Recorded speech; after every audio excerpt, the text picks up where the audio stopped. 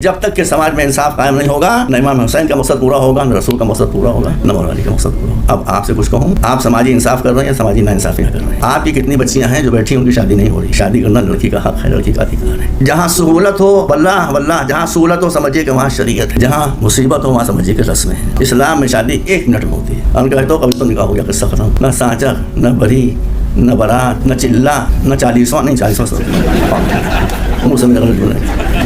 1 minute में होने वाला काम 6-7 दिन तक चलता रहता है। कितना रुपया खर्च होता है? शादी इबादत है भाई, इसीलिए हुक्म है कि शादी अल्लाह के घर में करो। आप हॉल में करते हैं, कितना पैसा उड़ता है? कितने लोग खाने वाले कौन आते हैं? खाने वाले आते हैं अल्हम्दुलिल्लाह जो पेट भरे भूखे। हम तो जाते नहीं, हम बिल्कुल नहीं जाते। अब बुराइएगा भी नहीं करते, वहाँ नहीं। पेट भरे भूखे, जिनको अपने पेट का अंदाजा नहीं, आधे से ज़्यादा खाना फिकता है, आधे से कम उनके पेट में जाता है। ये सब इसराफ हो रहा है, इसका अज़ाब पड़ेगा। रसूल ने फरमाया कि अगर एक मुसलमान नमाज का पाबंद है, दुआओं का पाबंद है और सारे मसनूना करता रहता है, तय्यब व ताहिर होकर, पाक व पाकीज़ा होकर, नमाज इशा पढ़कर बिस्तर पर सोया है, सुनिए सुनिए सुनिए, हम आपको हिला के रख देंगे। एक बिस्तर पर सोया है, नमाज पढ़ के, कुल औज़ु बिरब्बिन्नास पढ़ के, चारों कुल पढ़ के, आयतुल कुर्सी पढ़ के, यहाँ बता रहे हैं उसको सजावट के लिए। और इसी बीच में एक आदमी आता है, जनाब आप बिस्तर पर सो रहे हैं, आपके पड़ोस में जो घर है उसमें एक हिंदू रहता है, मसलन काफिर रहता है, वो भूखा है, उनका रहता है, काफिर रहने तो उसको भूखा। रसूल फरमाते हैं कि ये सोएगा तो मुसलमान होगा, उठेगा तो मुसलमान नहीं होगा। आप इस्लाम को बताइए क्या है? लोग पागल थोड़ी हैं। तो इस्लाम को अहले बैत में नहीं देख रहे हैं, सहाबा किराम में नहीं देख रहे हैं, तो इस्लाम को दाइश में देख रहे हैं, वो तो इस्लाम को कमबख्त तालिबान में देख रहे हैं। ये इस्लाम नहीं है। इस्लाम में जो बुनियाद है वो जस्टिस के ऊपर है, अदालत के ऊपर है, इंसाफ के ऊपर है।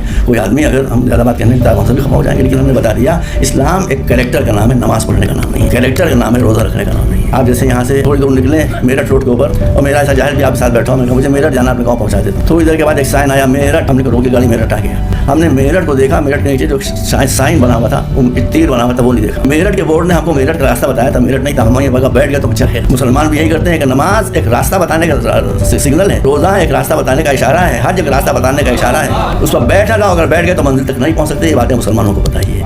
इस्लाम तालीम देता है हमको कि मुसलमान वो है जिसका कैरेक्टर सबसे बेहतरीन हो, जिससे ज़्यादा कोई सच बोलने वाला ना हो, जिससे ज़्यादा कोई रहम दिल ना हो। मैसेज है जो हज़रत आदम से चला, पैगम्बर तक आया, फिर इसी मैसेज को अली ने संभाला, फिर इसी को हुसैन ने संभाला, हसन ने संभाला, हर इमाम ने संभाला। यही मिशन। जब इमाम ज़माना तशरीफ़ लाएंगे तो क्या होगा? क्या नमाज़ें नहीं पढ़ी जा रही होंगी? खूब पढ़ी जा रही होंगी। क्या रोज़े नहीं रखे जा रहे होंगे? खूब रखे जा रहे होंगे। मगर जो खास अलामत बताई गई बेटा, जो खास अलामत बताई गई इमाम ज़माना की गई,